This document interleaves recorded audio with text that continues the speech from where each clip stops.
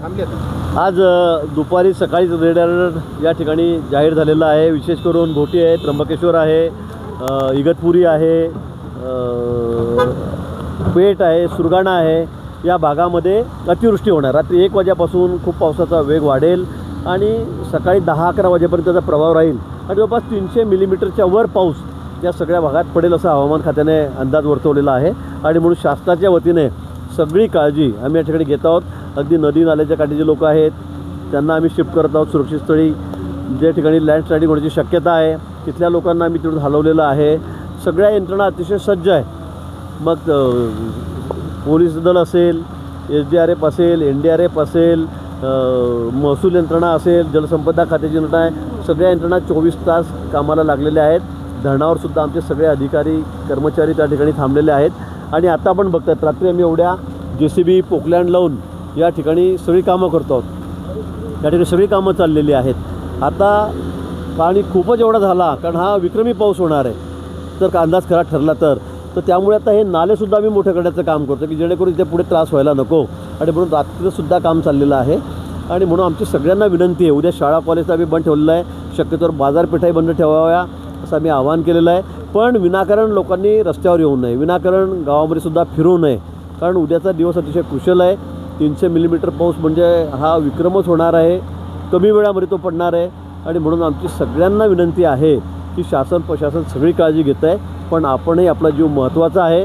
त्यासाठी उगाच टुरिझमला चालले, पर्यटनाला चालले, त्र्यंबकेश्वरला दर्शनाला चालले, सप्तशृंगी देवीला चालले, मला वाटतं सगळे तीर्थक्षेत्र आम्ही उद्या बंद ठेवलेले आहेत, तशा सूचना दिलेल्या आहेत।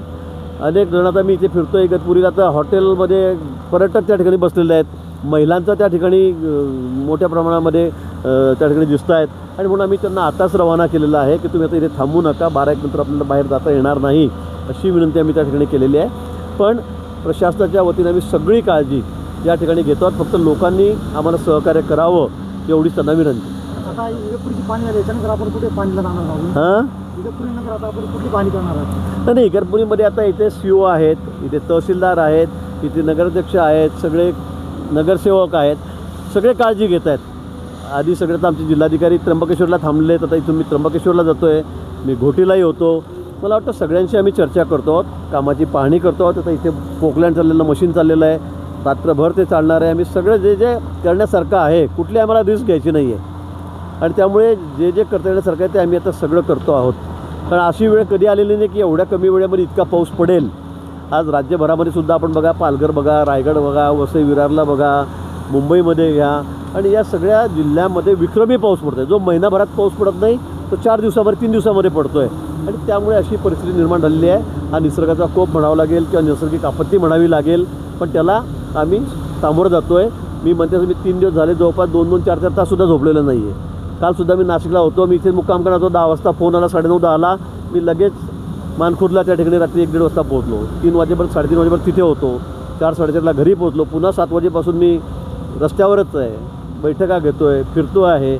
मला वाटतं सगळे अधिकारी आमचे कर्मचारी सगळे कामाला लागलेले आहेत आणि म्हणून सगळ्यांनी आपापली काळजी घ्यावी, आम्हाला सहकार्य करा, फक्त बाहेर पडू नका, पर्यटनही करू नका।